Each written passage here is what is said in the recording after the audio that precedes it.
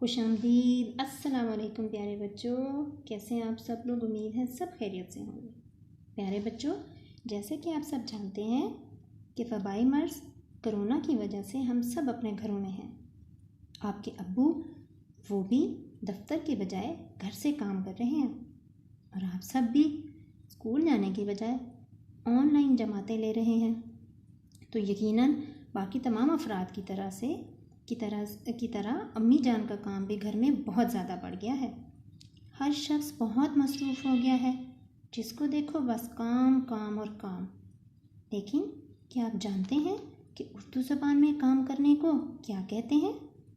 تو آئیے اس بارے میں جانیے کہ اردو زبان میں کام کرنے کو فعل کہتے ہیں۔ جی ہاں، فعل، فے عین لام۔ وہ تمام کام جو ہم روزانہ کرتے ہیں وہ فعل ہوتے ہیں۔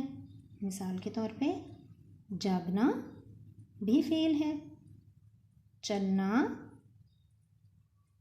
پڑھنا، پکانا، سونا وغیرہ۔ اب آپ حیران ہو رہے ہوں گے کہ سونا بھی فعل ہے۔ جی ہاں پیارے بچوں، سونا بھی ایک فعل ہے۔ تو آئیے ہم اب فعل کو سمجھنے کے لیے اسے جملوں میں استعمال کرتے ہیں۔ اس تصویر کو غور سے دیکھیے اور جملہ پڑھیے۔ یہاں لکھا ہے ثنا گنتی لکھ رہی ہے۔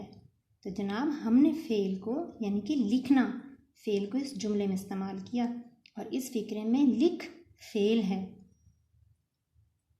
علی ڈبل روٹی کھا رہا ہے۔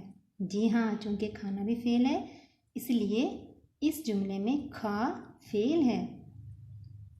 رانیہ پودوں کو پانی دے رہی ہے۔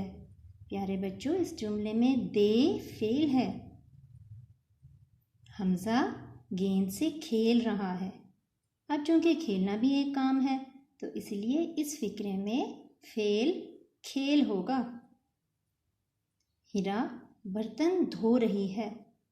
اب جیسے کہ آپ جانتے ہیں کہ دھونا بھی ایک فعل ہے، تو اس لیے اس فقرے میں جو فعل استعمال ہو رہا ہے وہ دھو ہے۔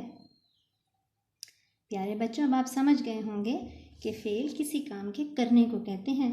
امید ہے آپ بھی گھر پہ رہتے ہوئے امی جان کے ساتھ تمام فعل کریں اور ان کو گھر میں تمام کاموں میں ہاتھ بٹائیں۔ اللہ حافظ۔